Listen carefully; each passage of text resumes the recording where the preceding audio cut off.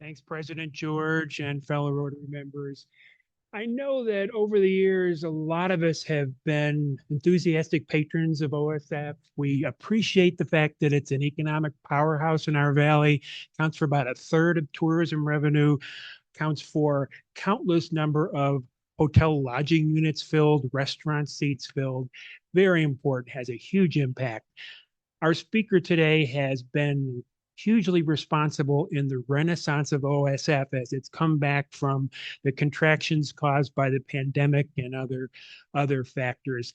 He's been the 3 year now, I think, sales and marketing manager for OSF, and his skill sets and his leadership ability have attracted and prompted the OSF board to offer him the opportunity to step up into the interim executive director position when it became available earlier this summer. So great opportunity to hear from the best. And I present to you Javier Dubon. Name is Javier Dubon. You can call me Javi. And as Paul shared, I am currently understudying for the executive director role at the Oregon Shakespeare Festival. Before that, I was serving as director of marketing and sales since about February of 2022. So I've seen the festival go through a lot of different changes. I've seen this come from rock bottom to the recent successes we've had now. So what I'm about to share with you today, where is the clicker? It's right here. Great. Okay. What I'm going to share with you today is just a general update about where the festival is at. And you're going to see a lot of information, some that you may have not seen before.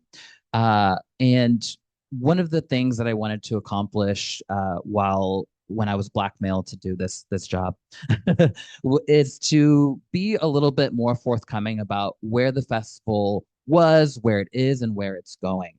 And as you are all doing the meeting, I was reading this banner right here. It says, first, is it the truth? Second, is it fair to all concerned? Third, will it build goodwill and better friendships? Fourth, will it be beneficial to all concerned? So I felt like that was the universe kind of introducing this presentation to you today. And we've been doing this presentation for the last couple of weeks. You are the third group to see it. First, we did it for some of our closest donors a couple weekends ago, and we just did it for our entire company staff just about 24 hours ago. So I'm excited to dig in with you. There's going to be a lot of information here. If you are bad at math, I apologize in advance. Okay, so what are we going to talk about today is that we're going to reflect on some key challenges and successes the festival has had over the last 5 years. We're going to share what we've learned from those successes and challenges and give you a general financial update and a look at what's ahead. So let's rip the Band-Aid off. Let's talk about some challenges. All right. So in As You Like It, the Duke is exiled to the forest of Arden, and he says, he's a very wise man. He says, sweet are the uses of adversity, which, like the toad, ugly and venomous, wears yet a precious jewel in his head. What he's saying here is that when you face something really hard, when you face adversity, there's something really valuable to learn from it. So I'm going to share some of those jewels of wisdom, if you will. So very broadly, we can categorize the festival's challenges into four pillars, if you will.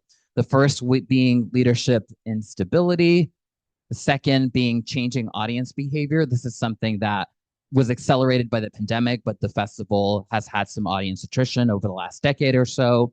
Rising costs. It's already extremely expensive to produce theater, but it's even more expensive now. And we've been operating under a structural deficit, which basically means that our finances, when you're not financially sound, it just sort of compounds and it's harder to climb out of that type of situation. Now, we're going to dig into each of these challenges in a few different ways, but I'm going to start with the first one, and that is leadership instability. So since 2019, OSF has had 6 different executive directors. 5 of those 6 have come to the festival without prior OSF experience or institutional knowledge. And regardless of how good a leader is, when you have that level of turnover, it is very hard for that person to catch up regardless of their talents. So this chart that you are seeing in front of you is showing you all of our leaders, second, here on the left, and showing you how long they served, our artistic and executive directors, throughout the course of their time at the festival. So in the bluish greenish color, you have our artistic directors. In the red, you have our executive directors. The lighter colors on each of those bars represent what prior service that person had made to the festival before ultimately stepping into their role. Now you'll see that really for the large part of our history, we had leaders in positions for a very, very long time. They grew with the organization.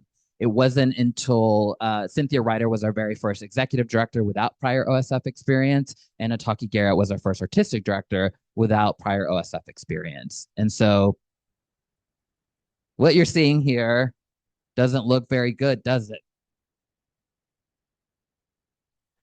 So what does that mean? Like, what can we learn from that?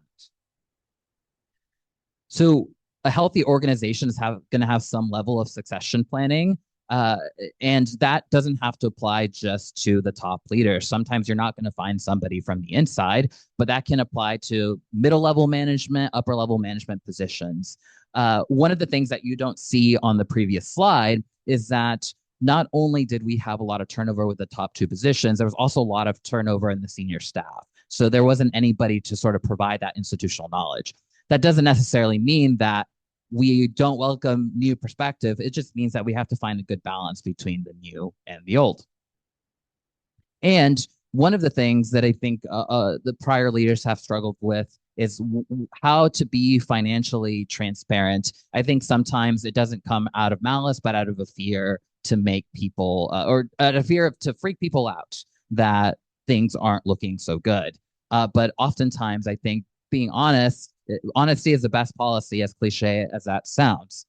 So speaking of financial transparency, the next stuff I'm going to show you is a look at some of our historical financials to kind of take us back a little bit to where the festival has been financially and recently.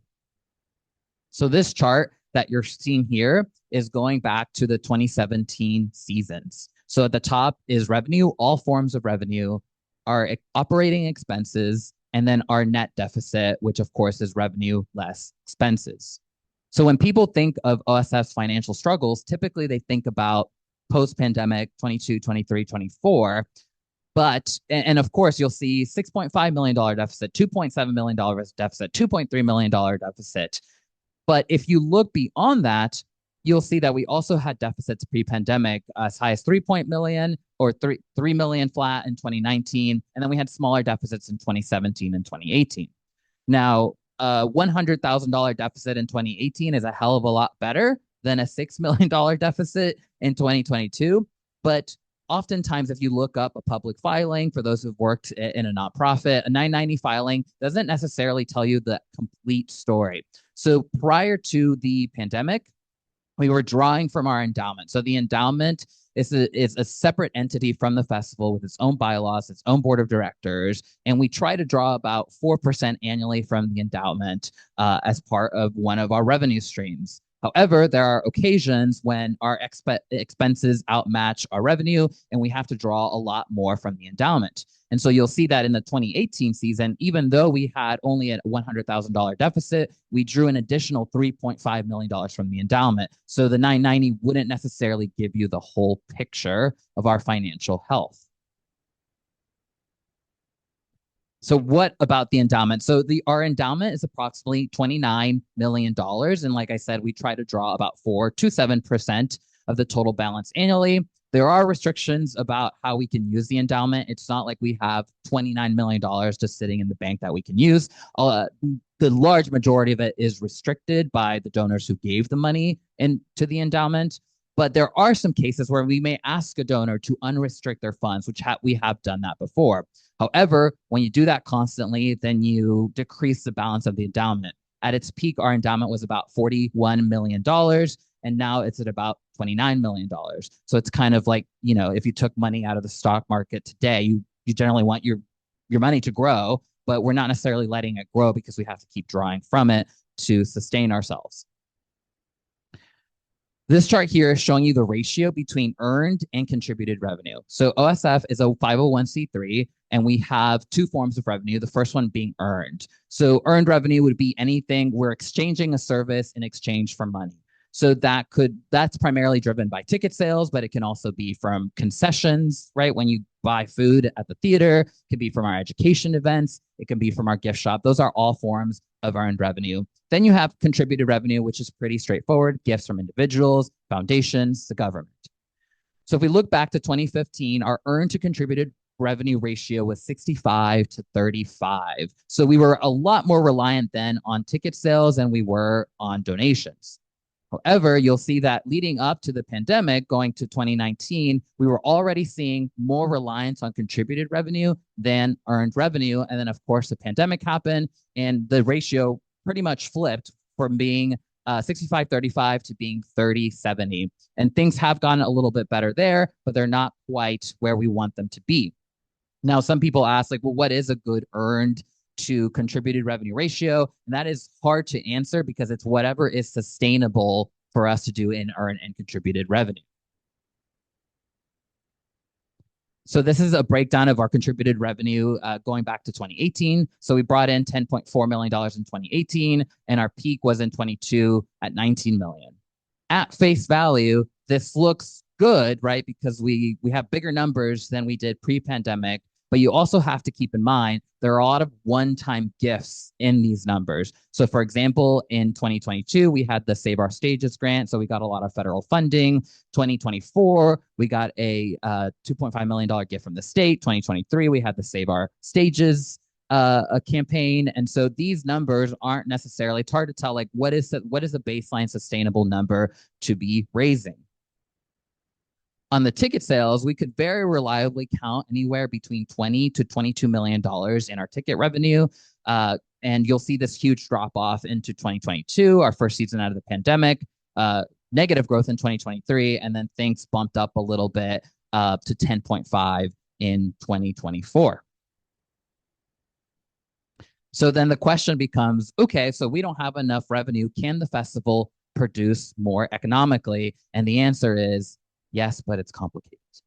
So the first thing to know is that there is a fixed structure that isn't going to change depending on how many productions we produce. So whether we're producing 5 shows or 10 shows, we're still going to need a fundraising team. We're still going to need a marketing team. We're still going to need a finance department. And so some of those costs aren't going to fluctuate. Really, what's going to fluctuate are the variable costs, which are attached to the type of productions we do, which can be everything from the scope of the production to how high the production value is to how many people are in the show.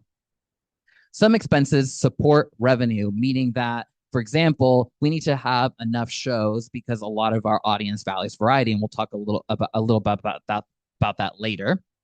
And then we've made some structural savings, especially in the 25 and going into the 26 seasons. So in the future, we're sort of reaching the bottom of the barrel in terms of larger savings, so that is harder to do. And then finally, labor is our biggest cost. Think about how many people it takes to produce a show. You don't even see half of them because you see the finished product. You don't see everything that happens behind the scenes, both backstage and in our offices. Okay, what does the Oregon Shakespeare Festival have to do with eggs? And that is inflation. So in 2019, we had an operating budget of about $40 million. So if we wanted to recreate that season today exactly as it was, it would cost us about $52 million. And some of the things that OSF requires are also the things that have been impacted by inflation disproportionately. So we have a lot of out-of-town artists and designers, for example. And so things like airfare, rental cars, hotels and lodging, gasoline, rent leases, that have all increase anywhere between 15 to 30%. So for example, in 2019, compared to 2019, we have 30 less apartments that house our actors. However, the rent has gone up by 30%. So even if we're dumping some of the inventory, we aren't saving as much money because of inflation. And not to mention that these inflationary impacts are also felt by our audiences who are traveling from all over the country to come see a show. All right. How many of you have been to a show in the 2025 season? I hope. Okay, great. If you haven't, please talk to me after the presentation. So this is the set for our wonderful production of The Importance of Being Earnest, which is one of our top sellers this year. And one question that we get from our audiences, our donors, even our staff is, well, when I look at this set, it seems very intricate. The picture's not doing it justice, trust me. It seems very intricate. It seems very luxurious. Can you produce it more economically? And I'm going to show you a little bit of math here. So when I use the word materials, I mean everything that you would see on the stage that isn't people. So that's the scenic design, the fabrics to make the costumes, all the materials to make props. We need those materials to ultimately produce the design elements of each show. So if we divide the total amount of materials costs over the course of the last few years and divided by number of productions we did that year, we get the following numbers. So in 2018, we spent about $95,000 on materials per show. That remained relatively steady until 2022. We saw a big jump in 23, and then in 2024, we did 4 solo shows. It was a one-person show with very little production elements, and then in 2025, that went up a bit to $67,000. Now, if we adjusted that 2018 number for inflation, that would be closer to $120-something thousand in today's money, which essentially means we're about spending nearly half as much as we were pre-pandemic on materials per production. And many people would be surprised to learn that only about 1.7 of our total budget is spent on materials, meaning if we're looking for savings, materials is likely not going to be the area where we find a lot of savings. Does that mean we're not going to try to be the most efficient? Absolutely not. But when you're looking at $1, $2, $3 million deficits, that's really not going to take you all of the way. In fact, what really is costing us the most money is labor. So about 68% of our total expenses are spent on labor. So these are salaries, wages, and fringe benefits. And in a study in 2023 of nonprofit regional theaters, the average spent on labor was about 55%. So we are higher than that, but also keep in mind we're a destination theater. And so there are a lot of elements to managing the festival that other theaters across the country do not have. So this is showing you our head count, how many employees were on payroll. This includes people on staff. It includes actors. We were at a peak of about, or in 2019, we were at 650 people. That is now at 495 people as of today. So we've decreased our head count by about 24% compared to pre-pandemic levels. Another way of looking at this, however, is this chart is showing you the same data, but taking you farther. So our peak was in 2017, where we were at 671 people, and that dipped quite a bit in 2023. So we have grown the company by about 20% compared to 2023, but also keep in mind, we were only producing 5 productions in the 2023 season, where we're now producing anywhere between 9 to 10. This is another frequently asked question that we get from audiences. So anybody attended the 2024 season? Anyone? All right. So in the 2024 season, we produced four of our 10 shows were one-person shows. They are very economical. They're very cost-effective, but they're not necessarily what always sells. Only about one of our solo shows sold very well. The others were maybe anywhere between 30 to 50% full. It's also an artistic challenge because we have a space, our outdoor Elizabethan theater, with over 1,200 seats. So if you're thinking about your own experience, you probably don't want to see a one-person show in a 1,200 seat theater. At least that's not my idea of a fun Friday night. And our audience is diverse in taste and theater experience. What a lot of people are surprised to find out is that in the 24 season, nearly half of our audiences were brand new to the festival. So if you're driving from Portland, up from the Bay Area, you aren't necessarily going to be looking for a solo show. You might be looking for something that's more spectacle or a family musical. And so your tastes are going to be very different than our core audiences. And it's very easy to treat our audience as a monolith, but there are subsegments of our audience and they all have different needs. And so we have to be able to serve all of them in some way. As I shared before, something else that drives up the cost of doing business is that we have to have enough shows, but there is a reason for that. So this pie chart right here is showing you the ticket revenue and then broken out by the number of productions that household attended. So in the red over here, you see people who attended one show in the 2024 season, just one show, made up 24% of our ticket revenue. But when you go to 3 or more shows, they make up over half of our ticket revenue. And then people who saw 5 or more shows make up over a quarter of our revenue. Doesn't even begin to include our contributed revenue, because people who attend more than one production tend to be more engaged, so they tend to be donors, and so the value of the patron increases the more shows that they see. So think about it as a buffet. If you have 10 options to choose from, you're probably going to add more to your plate because you're going to see things you like. If you have 5 options to choose from, you might add things less to your plate because you might not see an option that you like. Okay. So what can we do with all of this information? Well, there are a few things to glean from this. So first, we are looking to curate productions of varying scale, meaning that we need the spectacle-driven shows because if you're a family, you probably want sort of the glitz and glam. But we're also trying to balance that with doing more intimate production. So for example, in 2026, we're bringing back a show that's very economical to produce, that offering at a different time of the year where we know a lot of our patrons weren't able to come the first time. We're being mindful of the cast sizes that we're selecting. For example, in the 2026 season, our acting company will go down from 90 to 70 members. We're limiting hiring to essential personnel. I think when you are very overwhelmed, the tendency is to hire more, but sometimes it's good to ask, what are the most important things that we need to do right now and what's going to serve that need? And we're producing additional efficiency. So anything from co-productions to renegotiating vendor contracts, seeing what can we possibly do to get our expenses down within reason.